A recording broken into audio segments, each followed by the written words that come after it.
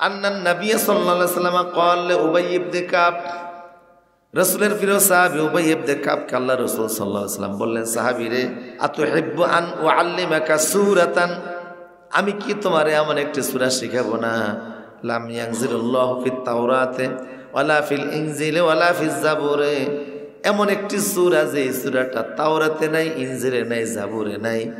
রাত্রিবেলা বিছানায় গিয়ে যদি সূরা ফাতিহার ইখলাস পড়ো, এই রাতে ডাকাতের যে চক্রান্ত, জিনদের যে চক্রান্ত, যেই ধরনের মুসিবত আসতে পারে, সাপ বিচ্ছুর ভয় থেকে নিয়ে শুরু করে রাত্রিকালীন সকল প্রকার ষড়যন্ত্র মুসিবত থেকে আল্লাহ তোমারে বাঁচাবে। সূরা ফাতিহা শুধু মউতটা থেকে তোমারে বাঁচাইতে পারবে না।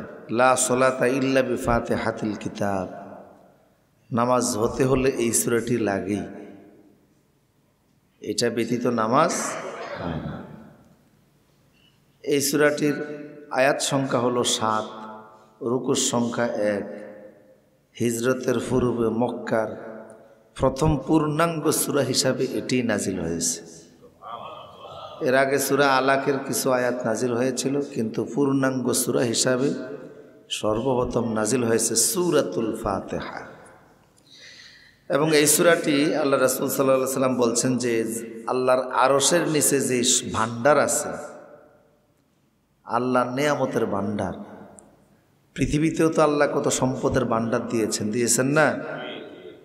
তেলের ভান্ডার দিয়েছেন, সম্পদের খনি দিয়েছেন, গ্যাসের খনি দিয়েছেন, স্বর্ণের খনি, রূপার খনি, অনেক সম্পদ পৃথিবীতে আছে। কিন্তু পৃথিবীর সম্পদ আর আসমানি সম্পদ কি এক জিনিস? আল্লাহ যত দামি, আল্লাহর আরশটা তত দামি। আল্লাহ আর রহমানু আলাল আরশি ইস্তাওয়া, কারণ আল্লাহ নিজেই আরশে আজিমের উপরে আছেন। সুবহানাল্লাহ। আল্লাহ কোথায় আছেন? আরশে আজিমের নিচে আছেন। তাইলে যদি কেউ বলে যে আল্লাহ তো সব জায়গায়, এরকম আমরা শুনি না? কি বলা হয়? আল্লাহ সব জায়গায়। আল্লাহ নাই এমন কোথায় আছে? হ্যাঁ, এলমান কুদরাতান, আল্লাহ সব জায়গায়। আল্লাহর সত্তা আরশে আজিমে, কিন্তু এলমান কুদরাতান সব জায়গায়। এলমান মানে পৃথিবীর এমন কোনো জায়গা নাই যেটা আল্লাহর নলেজে নাই। কুদরাতান মানে হচ্ছে পৃথিবীর এমন 1 ইঞ্চি জায়গা নাই যেখানে আল্লাহর ক্ষমতা চলে না। পৃথিবীর সব জায়গায় আল্লাহর ক্ষমতা চলে, আল্লাহর পাওয়ার প্রতিষ্ঠিত আছে, কিন্তু আল্লাহর ক্ষমতার বাহিরে পৃথিবীর কোনো কিছুই চলে না। পৃথিবীর শুধু যে কোনো মাখলুক কার কথা শোনে? আল্লাহর কথা শোনে। পানির ভিতরে যারা আছে তারাও কার আইন মানে? জঙ্গলে যারা আছে আল্লাহর মানে, বিদায় আপনারা ভালো আছে। সুন্দরবনের বাঘেরা যদি সিদ্ধান্ত নিত বাংলাদেশে কোনো পাবলিক থাকতে দেব না, কেউ থাকতে পারতেন না। রাজধানীর মশাদেরকে যদি আল্লাহ আদেশ করতেন যে এই রাজধানীতে যেন একটা লোক টিকতে না পারে, কেউ টিকতে পারতেন না। শুধু কিছু মশা ছেড়ে দিলেই পুরা রাজধানী ফাঁকা হয়ে যাবে, ঠিক কিনা বলেন? শুধু ওইটা না, মসজিদের কোনা থেকে যদি একটা বাগুয়া ব্যাংক ছেড়ে দেওয়া যায়, বাগুয়া ব্যাংক ছিলেননি আপনারা? হ্যাঁ, এমন একটা ব্যাংক যদি ছেড়ে দেওয়া যায়, বাগুয়া ব্যাংক, বা একটা সাপ যদি ছেড়ে দেওয়া যায়, বিশাল বড় বীর বাহাদুর দুর্বল সিংহেরা কার গায়ে কে আসার খায় কোন দিক দিয়ে ফালাইব, জ্বালানা দরজা ভাঙ্গে আল্লাহ ভালো জানে। মানুষের ক্ষমতা কত দুর্বল। একটা প্রাণীর সাথে মানুষ পারে না, কারণ প্রত্যেকটা প্রাণীর নিজস্ব কিছু হাতিয়ার আছে। একমাত্র মানুষ, তার কোনো হাতিয়ার, অস্ত্রের সাহায্য ছাড়া, অন্য কিছুর আশ্রয় ছাড়া মানুষ কোনো প্রাণীর মোকাবেলা করতে পারে না। এটা কুকুরের মোকাবেলা আপনি করবেন, খালি হাতে পারবেন না, ঠিক কিনা বলেন? অথচ কুকুর যে আপনার সাথে মোকাবেলা করে, তার কি কোনো কিছু অস্ত্র লাগে? তার মুখে, তার দাঁতে, তার পায়ে আল্লাহ সেই শক্তি দিয়েছে। কুকুরের কাজ কুকুরে করেছে, কামড় দিয়েছে পায়, তাই বলে কি কুকুরের কামড় মানুষের শোভা পায়? মানুষ তো পারে না। তাহলে পৃথিবীর সব প্রাণীদের আল্লাহ আত্মরক্ষামূলক অস্ত্র হাতিয়ার দিয়েছেন, একমাত্র মানুষের দেন নাই। মানুষ দুর্বল। আল্লাহ পাক বলছেন খুলিকাল ইনসানু দাঈফা, মানুষকে বড় দুর্বল চিত্তের হিসেবে তৈরি করা হয়েছে। মানুষ খুবই দুর্বল। একটা বাঘ যদি মানুষ দেখে, 100 জন মানুষ থাকলেও একটা বাঘের কাছে তো কিছু না। 8-10টা মানুষের মাথা এক জায়গায় রাখে যদি একটা হাতি ঠিকমতো পাউডারে রাখে, বেলের মতো হট করে একটা আওয়াজ হবে, জায়গায় শেষ। ঠিক না? তাহলে কোনো প্রাণীদেরকে যদি আল্লাহ আদেশ করেন এই এলাকা সাফা করে দাও, শেষ হয়ে যাবে। একটা রাষ্ট্রশক্তি মশার কাছে নাস্তানাবুদ হয়ে গেছে, কয়েকটা ফাঁকির কাছে দেশের প্রেসিডেন্ট তার বিশাল বড় বাহিনী সহকারে শেষ হয়ে গেছে আবাবিল ফাঁকির কাছে। এটা আল্লাহর কুদরতের বহিঃপ্রকাশ। সুবহানাল্লাহ বলি। তাইলে আল্লাহর এই বিশাল বড় মাখলুক আছে, তা আল্লাহর আরশ তো অত্যন্ত দামি জিনিস, ঠিক কিনা? আল্লাহ রাসূল সাল্লাল্লাহু আলাইহি ওয়াসাল্লাম বললেন, ইন্নাহা কানজুন মিন তাহতিল আরশ কুনুজে আরশিন। আরশের ভান্ডার থেকে সূরা ফাতিহাটা আল্লাহ তোমাদেরকে দান করে দিয়েছেন। আরশের ভান্ডার থেকে আল্লাহ কি দান করেছেন? সূরাতুল ফাতিহা। শুধু তাই নয়, রাসূল আরবি সাল্লাল্লাহু আলাইহি সাল্লামে বসে আছেন, এমন সময় জিব্রাইল আসলেন। তো জিব্রাইল রাসূলের কাছে এসে ওয়াইনদাহু জিব্রাইল ইসামিয়া নাকিদান, হঠাৎ করে একটা বিকট আওয়াজ রাসূল শুনলেন, সাহাবায়ে কেরাম শুনলো, জিব্রাইলও শুনলো। ফারাফা জিব্রাইল বাসারাহু ইলা সামা, জিব্রাইল তখন আসমানের দিকে তাকালো। ফাকালা, জিব্রাইল বলল, ইয়া রাসূলুল্লাহ হাযা বাবুন কদ ফুতিহা মিনাস সামা মা ফুতিহা কাত্তুন। এইমাত্র আসমানের একটি দরজা খুলে দেওয়া হয়েছে, ইতিপূর্বে কোনোদিন এই দরজাটা খুলে দেওয়া হয় নাই। এইমাত্র একটা দরজা খোলা হয়েছে, আর কোনোদিন খোলা হয় না। আসমানের আলাদা আলাদা দরজা আছে। এই জন্য পৃথিবী থেকে আপনি কোনো রকেট যদি উপরের দিকে পাঠান, যে কোনো জায়গা দিয়ে ফাটাইলে এটা উপরে উঠবে না, ভাঙ্গা চুরে আবার নিচে চলে আসবে। তরঙ্গ ফাড়ি দিতে পারে, ইথারকে ভেদ করতে পারে, এই মানের কিছু দরজা আছে। এই জন্য বাংলাদেশের স্যাটেলাইট যখন নিক্ষিপ্ত হয়েছে, এই দেশ থেকে পাঠাইতে পারছে, ওই আমেরিকা থেকে পাঠায়, রাশিয়া থেকে পাঠায়। পৃথিবীর বিভিন্ন জায়গা আছে, গেট আছে আলাদা, আসমানের গেট আছে, আপনি চাইলেই উঠতে পারবেন না। একটা স্তরের পরে, ওজন স্তরের পরে গেলে আপনার এরপরে আলাদা আলাদা গেট আছে, ওই গেট দিয়ে উপরে ঢুকতে হয়। প্রিয় সুধী, জিব্রিল বললেন যে আসমানের একটা দরজা আছে, এই মাত্র যেটা খোলা হলো, কোনো দিন আর এই দরজাটা খোলা হয়নি। ফাকালা নাযালা মালাকুন ফাআতান নবী সাল্লাল্লাহু আলাইহি ওয়াসাল্লাম, জিব্রাইল বলল, হে নবী, আসমানের দরজা দিয়ে এই মাত্র একজন ফেরেশতা আপনার কাছে এসেছে। ফেরেশতা এসে বিশ্ব নবীকে সালাম দিলেন। সালাম দিয়ে বলেন, এ রাসূলুল্লাহ উবশির বিনুরাইন উতিতুহুমা লাম ইউতাহুমা নাবিয়্যুন ক্বাবলাক। এই মাত্র আল্লাহ আমার মাধ্যমে দুটি উপহার আল্লাহর পক্ষ থেকে আপনার জন্য পাঠিয়েছে। আপনার পূর্বে পৃথিবীর কোন নবীকে আল্লাহ এমন হাদিয়া দেন নাই। সুবহানাল্লাহ। আদম, নূহ, ইব্রাহিম, মুসা, ঈসা, পৃথিবীর কোন নবীর আল্লাহর কাছ থেকে এমন হাদিয়া পায় নাই যে হাদিয়া আল্লাহ আমার মাধ্যমে আপনার কাছে পৌঁছিয়েছে। কোন নবীরা পায় নাই। উলুল আজম মিনার রাসূল যারা ছিলেন তারাও পায় নাই। আপনি বিশ্ব নবী, আল্লাহর পক্ষ থেকে গিফট আল্লাহ নিজে পাঠাইছে। আল্লাহ যত বড়, আল্লাহর গিফট তো তত বড়, তাই না? হ্যাঁ, পৃথিবীর বিভিন্ন রাষ্ট্রপ্রধানরা, সরকার প্রধানরা এক এক দেশে গেলে কিছু গিফট নিয়ে যায়, তাই না? আমাদের দেশ থেকে যখন সরকাররা বিভিন্ন দেশে যায়, যাওয়ার সময় এই দেশের যে রেশমি কাতা আছে এগুলি নিয়ে যায়, রেশমি কাতা নেয়। তারপরে ওই যে সোনার গাতে যে বানায় কি আছে না, হ্যাঁ, জামদানি শাড়ি আছে। তারপরে এই যে রূপগঞ্জে আছে এরকম জামদানি শাড়ি নিয়ে যায়। ইলিশ মাছও নিয়ে যায়। কথা বলেন না? ইলিশ মাছের একটা স্বাদ আছে না নাই? এটা পৃথিবীর হাতে গোনা কয়েকটা দেশে পাওয়া যায়। সবচেয়ে বেশি ইলিশ মাছ বাংলাদেশে পাওয়া যায়। এবং এই বাংলাদেশি ইলিশ মাছ যে সুস্বাদু, পৃথিবীর আর কোনো দেশের ইলিশ মাছ এত সুস্বাদু না। এক একটা ছোট সাইজের ইলিশ 3 মাস বা 3 লাখ বাচ্চা দান করে। আবার এক একটা বড় সাইজের ইলিশ প্রায় 23 লক্ষ বাচ্চা দান করতে পারে।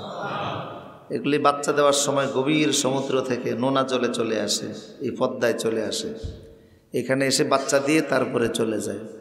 এই পানির ভিতরে যে ঢেউ সৃষ্টি হয়, ও যখন ডিমটা ছেড়ে দেয়, ডিমের ফালিতে পানির ধাক্কা লাগতে লাগতে ওই ডিমগুলি থেকে বাচ্চা তৈরি হয়ে হাঁটতে হাঁটতে বড় হয়ে যায়। সুবহানাল্লাহ।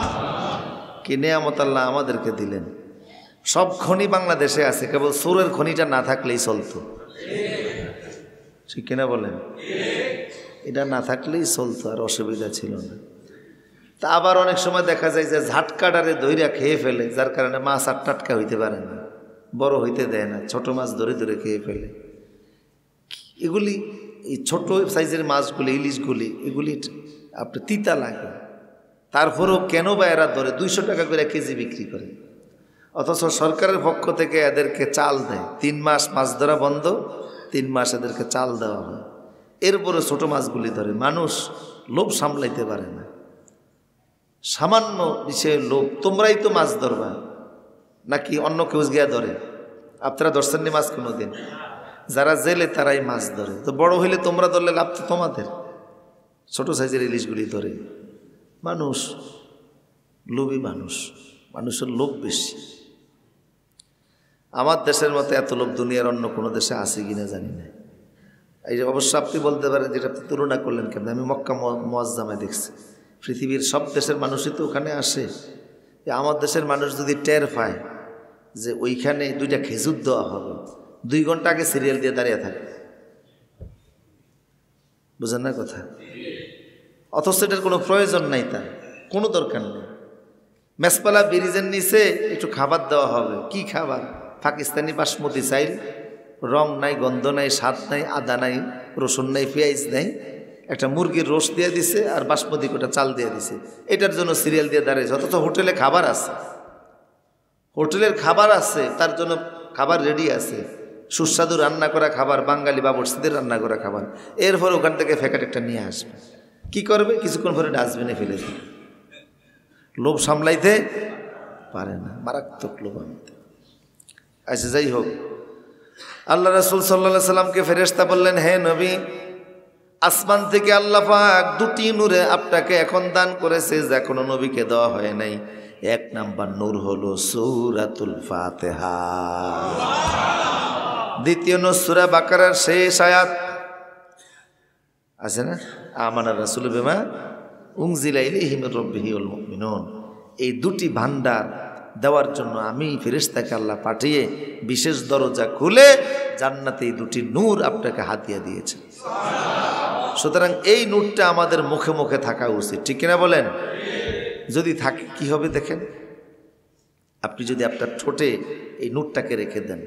সূরা ফাতিহা পুরাটাই নূর, 30 পারা কোরআন পুরাটাই নূর। সুবহানাল্লাহ বলেন। পৃথিবীতে তো অনেক নূর আছে, আছে না? সূর্যের আলো, এটাও কিন্তু একটা নূর, এটাকে বলে দিয়াউন। কি বলে? দিয়াউন। তবে এটা এমন নূর যেই নূর একসময় শেষ হয়ে যাবে। সূর্যের আলো নিষ্প্রভ হয়ে আসতেছে। সূর্যের যে জ্বালানি, এই যে সূর্য যে তাপ দেয়, আমাদের দেশে যে আমরা এই যখন বিদ্যুৎ খরচ করতেছি, সেগুলি চলতেছে, তো জ্বালানি দেওয়া লাগে। বাংলাদেশে বিদ্যুৎ উৎপন্ন করা হয় ফানির মাধ্যমে, না হয় তেলের মাধ্যমে, না হয় কয়লার মাধ্যমে। কথা বলে না? ফানি, তেল আর কয়লা, এগুলি ছাড়া কি হয় না, তাপ উৎপন্ন হয় না। এখন আল্লাহ যে সূর্যটা দিচ্ছে, এটার তাপ কে দেয়? কিভাবে দেয়? চিন্তা করছেন? হ্যাঁ, কিভাবে দেয়? সূর্যের তাপ কত বেশি! 2200 ডিগ্রি সেলসিয়াস তাপমাত্রা উঠলে লোহা গলানো যায়। লোহা গলানোর জন্য 2200 ডিগ্রি সেলসিয়াস তাপমাত্রায় লোহা গলে। আমাদের সাধারণভাবে তাপমাত্রা কত থাকে? যেমন আজকে মনে হয় 19 না 20 আছে। শীতের সময় আরও তাপমাত্রা কমে যায়। উত্তর অঞ্চলে দেখা যায় 6 ডিগ্রি, 7 ডিগ্রি, 8 ডিগ্রি তাপমাত্রা আসে। কথা বুঝতেছেন না? আর এই রাজধানীতে দেখা যায় 20, 22, 19, 18 থাকে। 10-12তে চলে আসলে তো মসজিদে বসতে পারতেন না, কম্বল দিয়ে বসান লাগতো। কঠিন পরিস্থিতি। এইরকম তাপমাত্রা, এটা 2200 ডিগ্রি হলে লোহা গলে। আর সূর্য প্রতিদিন 60 কোটি ডিগ্রি তাপমাত্রা আল্লাহর পক্ষ থেকে সাপ্লাই দেয়। তাহলে এই তার জ্বালানিটা কে দেয়? বলেন, কে দেয়? জ্বালানিটা আল্লাহ দেয়। এখন এই যে সূর্যটাকে আল্লাহ এত নিয়ামত দিয়ে রাখলেন, আল্লাহর এই জ্বালানি কোনোদিন শেষ হবে না। তবে হ্যাঁ, কিয়ামতের আগে এটা শেষ হয়ে যাবে। আল্লাহ এটা নিষ্প্রভ করে দিবেন, তার আলোটা শেষ হয়ে যাবে। তাহলে সূর্য যতই আলো দেখ, এক সময় শেষ হয়ে যাবে। আবার আপনারা হেরিকেনের বাতি জ্বালেন না, কেরোসিন তেল দিয়ে, তেলও শেষ, আলো শেষ। আবার বিদ্যুৎ চলে যায়, তার মানে এখানে আলো নাই, শক্তি নাই, তাপ নাই, তার মানে বিদ্যুতের লাইট বন্ধ হয়ে গেল। পৃথিবীর যত আলো আছে সব আলো এক সময় শেষ হয়ে যাবে। আল্লাহর কোরআনটায় সূরা ফাতিহা এটাও আলো, কিন্তু কিয়ামত ঘটলেও এই আলো শেষ হবে না। সূর্যের আলো এক সময় শেষ, চাঁদের আলো এক সময় শেষ, পৃথিবীতে উৎপন্ন যত আলো আছে সব এক সময় শেষ। আল্লাহর কোরআনের এই আলো কোনোদিন শেষ হবে না। এই জন্য এটাকে জাবানে রাখা উচিত। কোথায় রাখবেন? জাবানে। আল্লাহ রাসূল সাল্লাল্লাহু আলাইহি ওয়াসাল্লাম বলেন, ক্বাল আল্লাহু আজ্জা ওয়া জাল, আল্লাহ সুবহানাহু ওয়া তাআলা বলেছেন, কাসামতুস সালাতা বাইনা ওয়া বাইনা আবদি নিসফাইন, এই জন্য নামাজটাকে আমি আল্লাহ আমার মাঝে আর বান্দার মাঝে দুই ভাগ করে নিয়েছি। বলে আব্দি মা সালা, বান্দার ভাগ হলো বান্দা নামাজের ভিতরে সূরা ফাতিহার মাধ্যমে যা চাইবে সব আমি আল্লাহ তারে দান করে দিব। এটা হলো বান্দার ভাগ। ও যা চাবে নামাজে আমি তারে সব দিয়ে দিই। কি চাবে? আল্লাহ রাসূল সাল্লাল্লাহু আলাইহি ওয়াসাল্লাম বলেন, যখন বান্দা বলে আলহামদুলিল্লাহি রাব্বিল আলামিন, ক্বাল আল্লাহু, আল্লাহ সুবহানাহু ওয়া তাআলা বলেন, হামাদানি আব্দি, বান্দা বলল আলহামদুলিল্লাহি রাব্বিল আলামিন, সব প্রশংসা আল্লাহর। আল্লাহ তখন বলে, বান্দা আমার প্রশংসা করছে। আল্লাহ আপনার সাথে তখন জবাব দেয়। সুবহানাল্লাহ বলবেন না? আল্লাহ কি দেয়? জবাব দেয়। আপনি বললেন আলহামদুলিল্লাহি রাব্বিল আলামিন, আল্লাহ বলে, হ্যাঁ হামাদানি আব্দি, আমার বান্দা তার জবানে আমার একটু প্রশংসা করছে। ওয়া ইজা ক্বালা আর রহমানির রহিম, যখন পড়েন আমার আল্লাহ তো অতিশয় দয়ালু এবং মেহেরবান, তখন আল্লাহ বলে, ক্বাল আল্লাহ আসনা আলাইহি আব্দি, আরে বান্দা তোমার আরেকটু প্রশংসা করছে, আমার রহমান বলতেছে, আমার রাহিম বলতেছে। সুবহানাল্লাহ বলবেন না? ফাইজা ক্বালা মালিক ইয়াউমিদ্দিন, আপনি যখন বললেন মালিক ইয়াউমিদ্দিন, আল্লাহ তুমি শুধু রহমান নয়, তুমি রহিম নয়, তুমি পরকালেরও মালিক। যেদিন পুরস্কার দেওয়া হবে সেই দিনটার মালিক তুমি একক। সেদিন আর দুনিয়ার কোনো মালিক খুঁজে পাওয়া যাবে না। সেদিন কেউ বলবে না আমি তো এই জায়গার বিল্ডিংয়ের মালিক ছিলাম, এই জায়গায় যে ব্যাংকটা ছিল ওই টাকাগুলি আমার ছিল, আমার লন্ডনে 300 বাড়ি ছিল, আমেরিকাতে 200-250 বাড়ি ছিল, এমন কথা আর কেউ বলবে না। সেদিন সবাই বলবে আজকের পুরোটার মালিক কে? আপনি যখন নামাজে বলেন মালিক ইয়াউমিদ্দিন, আল্লাহ তুমি নিজে বিচার দিবসের মালিক, পুরস্কারের দিনের মালিক, আল্লাহ তখন বলে মাজ্জাদানি আব্দি, আরে বান্দা তো আমাকে আরেকটু সম্মান দিছে, আরেকটু। এরপরে রাসূলুল্লাহ সাল্লাল্লাহু আলাইহি ওয়াসাল্লাম বলেন, ফাইজা ক্বালা ইয়াকা না'বুদু ওয়া ইয়াকা নাস্তাঈন, বান্দা এখন যখন বলে আল্লাহ আমরা আপনার ইবাদত করি, এটা আপনার অংশ, ওয়া ইয়াকা নাস্তাঈন, আর আমরা আপনার সাহায্য চাই, এটা আমাদের অংশ। সুবহানাল্লাহ বলবেন না? এক আয়াতে গিয়ে আল্লাহর অংশ আল্লাহরে বুঝিয়ে দিয়ে আমাদের অংশ আমরা চাইয়া নেই। তখন আল্লাহ বলে হাযা বাইনি ওয়া বাইনা আব্দি ওয়ালি আব্দি মা সাআলা, হ্যাঁ এটা ইয়াকা না'বুদু ওয়া ইয়াকা নাস্তাঈন, এখানে আমাদের দুইজনের কথা আছে, এক অংশ বান্দার, এক অংশ আমি আল্লাহর। তো ঠিক আছে, বান্দা যে যা চাইলো, সাহায্য চাইতেছে, ওর কি সাহায্য দরকার সব আমি দিয়ে দিব। ফাইজা ক্বালা ইহদিনাস সিরাতাল মুস্তাকিম সিরাতাল্লাযীনা আন'আমতা আলাইহিম গায়রিল মাগদুবি আলাইহিম ওয়ালাদ-দাল্লিন, এরপরে বান্দা আরেকটু দোয়া করে এমন একটা পথ দেখান যে পথ মাউসুতুনের পথ নয়, কালমার্সের পথ নয়, লেলিনের পথ নয়, ধর্মনিরপেক্ষতার পথ নয়, জাতীয়তার পথ নয়, সমাজতন্ত্রের পথ নয়, কমিউনিজমের পথ নয়, এটা হলো সিরাতাল মুস্তাকিম, জান্নাতের পথ। কোন পথ? পৃথিবীতে অনেক রাস্তা আছে, আদর্শিক বহু রাস্তা পৃথিবীতে আছে। কেউ মনে করে কালমার্সের আদর্শেই শান্তি, কেউ মনে করে পুঁজিবাদের বিধানে শান্তি, কেউ মনে করে সমাজতন্ত্রের বিধানে শান্তি, এরকম নানানজন নানান পথ এবং মতের কথা বলে। আপনি সূরা ফাতিহা বলেন না, এত পথের দরকার নাই, তুমি যে সিরাতাল মুস্তাকিম বইলা দিছো নবীদের মাধ্যমে, ওই মুহাম্মদ সাল্লাল্লাহু আলাইহি ওয়াসাল্লামের শিখানো ওই রাস্তাটাই হলো জান্নাতের রাস্তা। আমি সেই রাস্তায় চলতে চাই। এই রাস্তা থেকে বের হয়ে ইহুদিরাও নষ্ট হয়ে গেছে, খ্রিস্টানরাও খারাপ হয়ে গেছে। আমি ওই যারা এই পথ থেকে বের হয়েছে এদের পথও চাই না, এই পথের মধ্যে আমি আমার মৃত্যু পর্যন্ত থাকতে চাই। আল্লাহ তখন বলেন, হ্যাঁ জালে আব্দি অলি আব্দি মা সালা, রাস্তাটা যখন বান্দা ছায়াই নিল, ঠিক আছে এই রাস্তা থেকে আমি তোমাকে সরাবো না। তাহলে সূরা ফাতিহা আমাদের সাথে আল্লাহর সাথে একটা কানেক্টিভিটি, ঠিক কিনা বলেন? এবং এমন কানেক্টিভিটি, এখানে আপনি ফার্স্ট পার্সনে কথা বলেন, ফার্স্ট পার্সনে কথা বলেন, ফার্স্ট পার্সন, সেকেন্ড পার্সনে, থার্ড পার্সন না। ইংরেজিতে, বাংলায় যিনি কথা বলেন, ইংরেজিতে, বাংলায়, আরবিতে যিনি কথা বলেন তাকে বলে মুতাকাল্লিম। ইংরেজিতে বলে ফার্স্ট পার্সন, আর বাংলায় বলে উত্তম পুরুষ, ঠিক কিনা বলেন? যার সাথে কথা বলে তাকে বলে মধ্যম পুরুষ, সেকেন্ড পার্সন। আর যার সম্পর্কে কথা বলে তাকে বলে থার্ড পুরুষ, তাই না? নাম পুরুষ যেটাকে বলা হয়। তো আপনি যখন নামাজে দাঁড়ান, প্রথম কথা শুরু করছেন এভাবে যে আলহামদুলিল্লাহি রাব্বিল আলামিন, সমস্ত প্রশংসা আল্লাহ। কোন আল্লাহ? যিনি সমস্ত জগতের রব। কোন রব? যিনি রহমান, যিনি রাহিম। কোন রাহিম? যিনি বিচার দিবসের মালিক। এরকম আপনি বলছেন এতক্ষণ। এখন আপনি ফার্স্ট পার্সন, সেকেন্ড পার্সনের কথা শুরু করলেন, থার্ড পার্সন বাদ হয়ে গেল। এতক্ষণ যে যিনি তিনি বলছেন এটা কিন্তু থার্ড পার্সন, এখন হলো ফার্স্ট পার্সন, সেকেন্ড পার্সন। সরাসরি কথা, আমি তোমার ইবাদত করি, তোমার সাহায্য চাই। সুবহানাল্লাহ বলবেন না?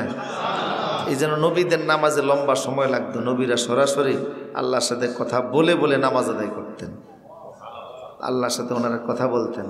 এই জন্য নবীদের নামাজ সরাসরি হলো আল্লাহর সাথে কথা বলার নামাজ। সুবহানাল্লাহ। এই জন্য আল্লাহ রাসূল বলছেন যে যখন তুমি আনতা আবুদাল্লাহ কাআন্নাকা তারাহু, আল্লাহকে তুমি দেখে দেখে নামাজ পড়ো। ফাইনলাম তাকুন তারাহু, যদি আল্লাহ তোমাকে দেখতে না পায়, তুমি যদি আল্লাহকে দেখতে না পাও, তো মনে রেখো আল্লাহ তোমাকে দেখতেছেন। তার মানে হচ্ছে নবীরা প্রথম স্টেপ যেটা ছিল, নবীরা আল্লাহর সাথে কথা বলে বলে নামাজ পড়তেন। এই মানের নামাজ ফার্স্ট পার্সন, সেকেন্ড পার্সনের নামাজ আমাদেরও আছে, কিন্তু আমরা হয়তো বা কথা বলি, আমরা জবাব পাই না। কথা বুঝতেছেন কি না?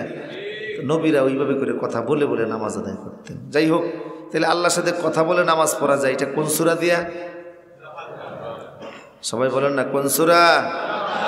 সূরাতুল ফাতিহা। এটা এমন এক দামি সূরা, এমন এক দামি সূরা যে সূরার ব্যাপারে হাদিস শরীফের ভিতরে এসেছে, এই সূরাটা পড়ে যদি কেউ কাউকে ফু দেয়, আল্লাহ তার রোগ দূর করে দিবে। আবু সাঈদ খুদরি রাদিয়াল্লাহু তাআলা থেকে বর্ণনা, কুন্না ফি মাসিরিন লানা, আবু সাঈদ বলেন আমরা এক সফরের ভিতরে ছিলাম। ফানাজালনা ফাজাআ জারিয়াতুন, আমরা সফরে বেশ কিছু সাহাবী এক জায়গায় অবস্থান করতেছি, খিদাও লাগছে, সাথে কোনো খাবার টাবার নাই। মনে মনে বলতেছে যে আল্লাহ আমরা তো ফকির, রাস্তার মুজাহিদ, প্রচণ্ড খিদা, ব্যক্তিগত কাজে বের হয়ে নাই, পারিবারিক কাজে না, আসছে জেহাদের কাজে।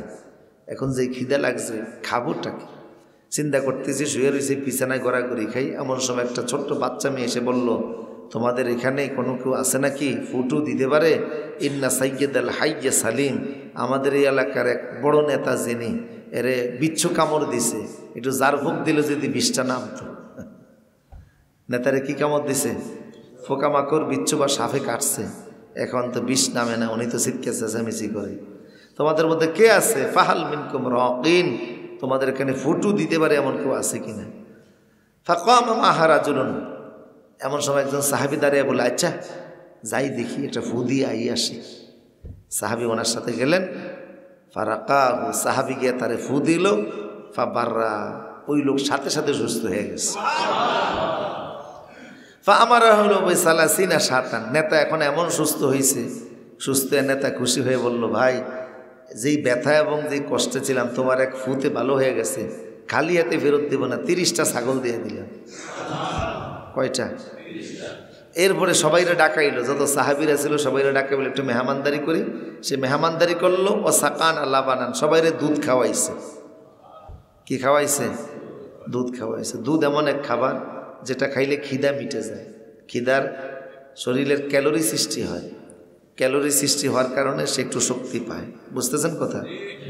তাই ওনারা দুধ টুধ খাইলেন। কিন্তু এখন ছাগল ফ্যাট যেহেতু একটু বসছে, এখন ছাগল খাওয়া ঠিক হবে কি না, যেহেতু ভু দিয়া ছাগল পাইছে, সব চলে গেলেন রসুলুল্লাহর কাছে, গিয়ে বললেন, হে রসুল, আমি তো এই কাজ করে ফেলছি।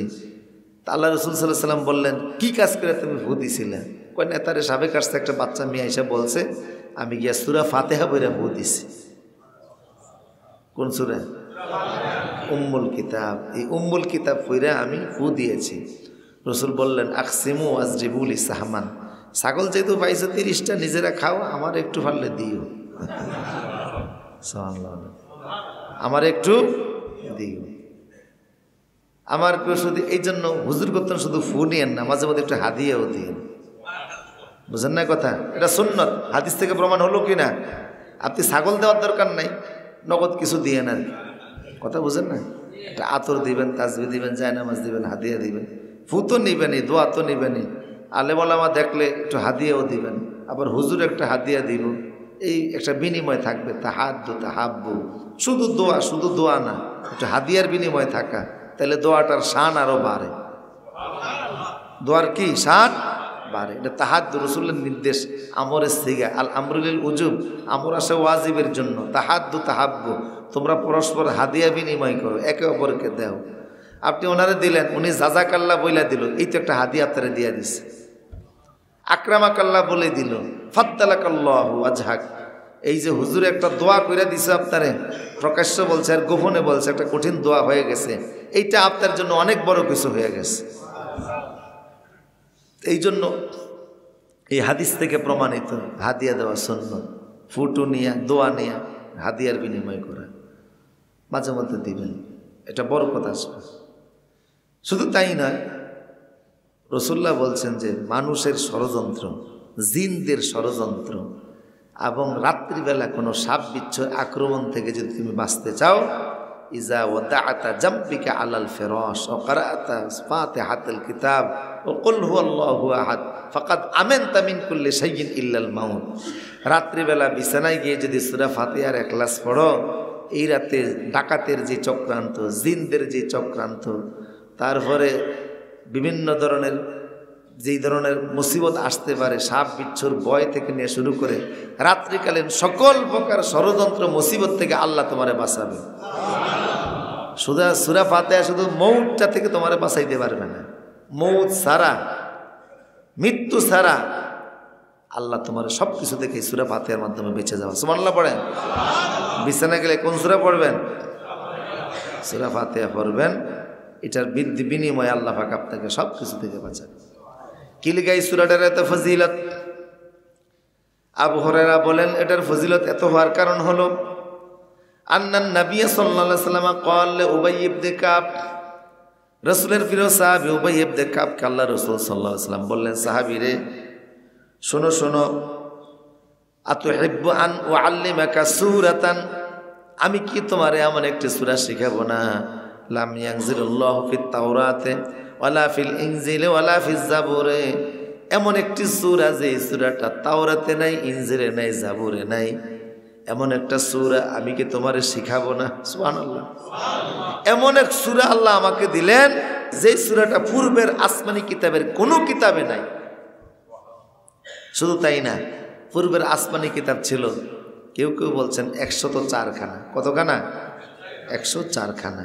কোনো কোনো বর্ণনা আসছে আরবাউত মিয়াত কিতাবিন, 404 খানা ছিল, 404 খানা ছিল।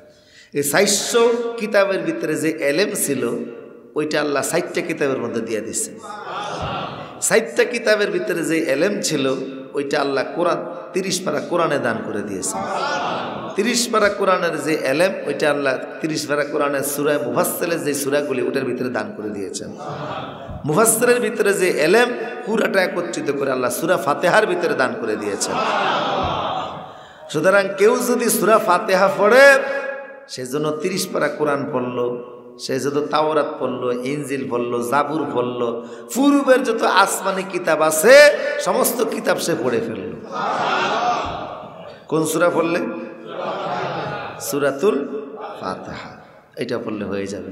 কত ফজিলত, অনেক ফজিলত হাদিস শরীফের ভিতরে আসছে, কত বলবো। তবে হ্যাঁ, এটা সবচেয়ে বড় আরেকটা বরকত হলো এই সূরার মাধ্যমে আল্লাহর সাথে গোপনে কথা বলা যায়। এটার ফজিলতের ভিতরে আসছে যে এটা হলো এমন সূরা যেটার মাধ্যমে গোপনে কার সাথে কথা বলা যায়? আল্লাহর সাথে গোপনে গোপনে কথা বলা যায়। আল্লাহর সাথে গোপনে, এটা হলো মুনাজাত। যেমন আমরা মুনাজাত দেই না, মুনাজাত মানে হচ্ছে কানে কানে কথা বলা, কানে কানে কথা বলা। তো আপনি সূরা ফাতিহা পড়লেন মানে আল্লাহর সাথে গোপনে গোপনে আপনার কানেকশন হয়ে গেল।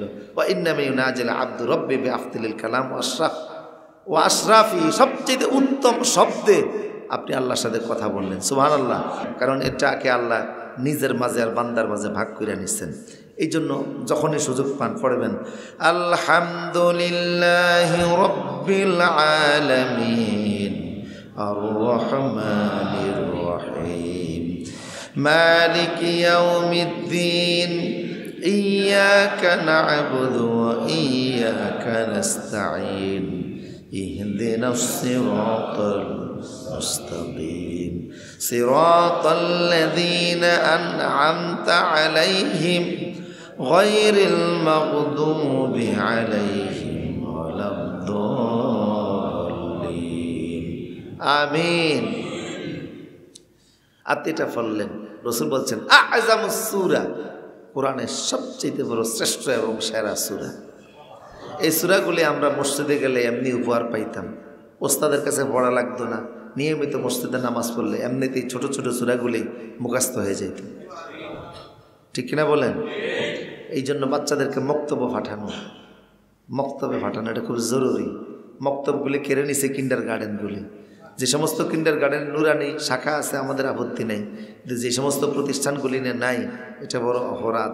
সকালের টাইমটা তারা নিয়ে গেছে, বা দামি দামি স্কুল। বাংলাদেশে এমন স্কুল আছে মাসিক বেতন 12 লাখ টাকা, মাসিক বেতন 12 লাখ টাকা। ওই সমস্ত স্কুলে কাদের সন্তানরা পড়ে? হ্যাঁ, শীর্ষস্থানীয় ব্যবসায়ীদের, মন্ত্রী এমপিদের সন্তানরা পড়ে। 12 লাখ টাকা কি চারটিখানি কথা? টিচার একজনও বাংলাদেশি না, সব বিদেশি টিচার, সব বিদেশি টিচার এই দেশে এসে লেখাপড়া করায়। বাহিরের অন্তত 600 টিচার আছে এই প্রতিষ্ঠানগুলি নিয়ে। বাহিরের বাচ্চাদেরকে টোটাল ক্লাস হয় ইংরেজিতে। তো উনি বাচ্চারে পড়ায়, শেখায় সেখানে। যার বৈধ টাকা আছে তো আছে, কয়জনের পক্ষে 12 লাখ টাকা দিয়ে? এই দেশের রাষ্ট্রপতির বেতন কত, প্রধানমন্ত্রীর বেতন কত, মন্ত্রীদের বেতন কত, সচিবদের বেতন কত? বাচ্চারে 12 লাখ টাকা দিয়ে পড়াবে, মাসে কয় টাকা বেতন পাইলে এত লাখ টাকা দিতে পারে? কথা বুঝতেছেন কি না? বোঝা গেল চুরি ছাড়া উপায় নাই। চুরি করে যে বাচ্চারে লেখাপড়া করাবে, এই বাচ্চা তো বড় হবে ঠিক ওই ঐশীর মতো বাবারে জবাই করে দিয়ে ঘর থেকে বের হয়ে যাবে। ঠিক কিনা বলেন? এরা চুরির টাকা দিয়ে লেখাপড়া করে কেউ কোনোদিন ভালো সন্তান তৈরি করা যাবে? আপনারা বলতে পারেন যে অনেক সময় এক লোকের নাকি কোরবানি দেওয়ার মতো পয়সা ছিল না, কিন্তু সে ইমাম সাহেবের কাছ থেকে শুনছে যে কোরবানি দিলে অনেক সওয়াব পাওয়া যায়। তো একজনের গরু একটা চুরি করে নিয়ে আসছে, আইনা জবাই করে দিছে আল্লাহর নামে, দিয়া এরপরে গোশত খাইতেছে। লোকেরা বললে তোমার তো টাকা পয়সা ছিল না, গরু পাইলা কই? চুরি করে আনছি হাটের থেকে। তো চুরি করে আনছে, কয় চুরি একটা গুনাহ, কোরবানি একটা সওয়াব। সওয়াবে আর গুনাহ কাটাকাটি যে মাঝখান থেকে গোশত খাইতে আসে। এখন উনি যদি মনে করে যে আমার এই বাচ্চারে আমার চুরির টাকা দিয়া দেশের সম্পদ চুরি করা, সেই পয়সা দিয়ে বাচ্চারে লেখাপড়া করাই, তো চুরিয়ে আর এই যে লেখাপড়ায় দুইটা কাটাকাটি যে আমার ফলাটা ভালো মানুষ হবে, এইটা সম্ভব না। কারণ এখান থেকে ভালো কিছু আশা করা যায় না, কিছুই আসবে না। বগলের নিচে সুটকির ফুটলা রাইখা যতই শরীরের ভিতরে সেন্ট মাখেন না কেন, সুটকির গন্ধ বের হবে। ঠিক কিনা বলেন? বগলে কি আছে? সুটকির ফুটলা রাইখা সে আতরের আশা করে। সিলেটের বাসে উইটা চট্টগ্রাম যাওয়ার নিয়ত করছে, নিব বালা করে বাসের ড্রাইভার। এটাকে আরবিতে বলে ইন্নাকা লা তাজনি মিনাশ শাউকিল আইনাব। আরবিতে আমি এটা পড়াই, আল আমসালুল হিকামুল আরাবিয়্যা, আরবি প্রবাদ প্রবচন, যে ইন্নাকা লা তাজনি মিনাশ শাউকিল আইনাব, কাঁটাযুক্ত গাছ থেকে আঙ্গুর ফল আশা করা যায় না। লাগাইছে কি গাছ? কাঁটাযুক্ত গাছ। মান্দার গাছ চিনেননি আপনারা? হ্যাঁ, গ্রামের মানুষ যারা চিনবেন, রাজধানীর মানুষ চিনবেন কীভাবে আল্লাহ ভালো জানে। এই কাটা গাছ, মান্দার গাছ বলেন, এক এক জায়গায় এক এক বলতে পারে, বেত গাছ বলতে পারেন, প্রচণ্ড কাটা। এটা লাগাইছেন আপনি, চাষাবাদ করছেন, কিন্তু এখন আশা করতেছেন আঙ্গুর ফল, কোনোদিন সম্ভব না। যেটা যেমন আশাও করতে হবে এবং অন্য কিছু আশা করা যায় না। সুতরাং বাচ্চাটাকে আপনি ছুরি চামারি করে সন্তানকে বড় করলেন, হালাল দিলেন না, লাভ হবে না। এক ডিসি সাহেব বলে যে আমার ঘরটা একটা অশান্তিতে ভরা, টাকা কামাই, ভোলাটা কথা শোনে না, বউ কথা শোনে না, ছেলে মেয়ে কথা শোনে না। অফিস করে যখন ঘরে ঢুকি তখন দেখি যে বউ একদিকে, ছেলে আরেকদিকে। কোনোদিন বউর হাতের রান্নাও আমার নসিবে জুটে না, অশান্তি। হুজুর আগুনের মধ্যে আছে। আরেক ডিসি সাহেব বলে, হুজুর আমার ঘরে শুধু শান্তি আর শান্তি। আমি যা বেতন পাই, পোলা পাইন জানে যে আব্বার মাসিক বেতন এত, এখান থেকে বাসা ভাড়া টাকা কাটে এত, এই টাকা থেকে আমাদের খানা খরচ এত, আমি যা কিছু চামু বাজেটের ভিতর থেকে চাওয়া লাগবে। শীত আসছে, একটা চাদরের দরকার, এটা বাজেটের ভিতরের থেকে। আত্মীয় স্বজনকে দেওয়া লাগবে বাজেটের ভিতর থেকে। দাদিরে মাসে একটা টাকা দেওয়া লাগে, দাদার ওষুধের টাকা দেওয়া লাগে, এটা আমাদের বাজেটের ভিতর থেকে। আলহামদুলিল্লাহ, মনে হয় যেন জান্নাতি পরিবেশের মধ্যে আছে। হালালের মধ্যে কি আছে? বরকত আছে এবং আরাম আছে, আরামে নাই। কুকুরের বাচ্চা দেখবেন বছরে 10-12টা হয়, এরপরে কোনো বরকত নাই। নিচে কিছু ফারে আমারে, পাবলিকের লাতি উষ্টা খায় কিছু মরে, ড্রেনে সেনে ওখানে সেখানে পইরা থাকে। এ সারা বছর যাওয়ার পরে দেখা যায় আর নাই, শেষ, বংশ শেষ। কিন্তু গরু 2 বছরে একটা দেয়, 1 বছরে একটা কম, 2 বছরে একটা দেয়। এরপরে হাটের থেকে মানুষ কোনোদিন গরু ছাড়া আসে না। প্রত্যেক বছর এই দেশের মানুষ কোরবানির হাটে 1 কোটির উপরে গরু জবাই করা লাগে। বাংলাদেশের মানুষ 1 কোটি 23 লাখ, 1 কোটির উপরে প্রত্যেক বছরে 1 কোটি 23 লাখ 30 লাখের মতো গরু হাটে উঠে। মানুষের জবাই করার ধারণ ক্ষমতা প্রায় 1 কোটির মতো। এরপরও দেখা যায় কোনোদিন গরু ছাড়া মানুষ আসে না। এটা বরকত। হালালের মধ্যে কি আছে? বরকত আছে। হারামে কি নাই? কোনো বরকত নাই। তো সন্তানদেরকে লেখাপড়া করাতে হবে। তো মসজিদের এই কিন্ডার এই জায়গাগুলির বাচ্চাদেরকে আনে, আপনাদের সন্তানদেরকে পড়ান, আশা ভর্তি নেই। কোরআনের সাথে সম্পর্ক সৃষ্টি করে দেন, বাসায় পড়াবেন। আর কোরআনের জারি দিয়ে পড়ায়, মাশাআল্লাহ। 3 মাসের বেতন এখনও বাকি, দেয় 1000 টাকা। আর বাচ্চাটা রবীন্দ্রসঙ্গীত শিখে মাসে 10,000 টাকা অ্যাডভান্স দিয়ে রাখছে। আল্লাহ হেদায়েত দান করুন। আমাদের সন্তানদেরকে আল্লাহ মানুষের মতো মানুষ বানানোর তৌফিক দান করুন, আমিন। বাচ্চারা যেন পড়ে রব্বির হামুমা কামা রব্বায়ানি, এই মানের বানাতে হবে। আল্লাহ কবুল করুন, আমিন।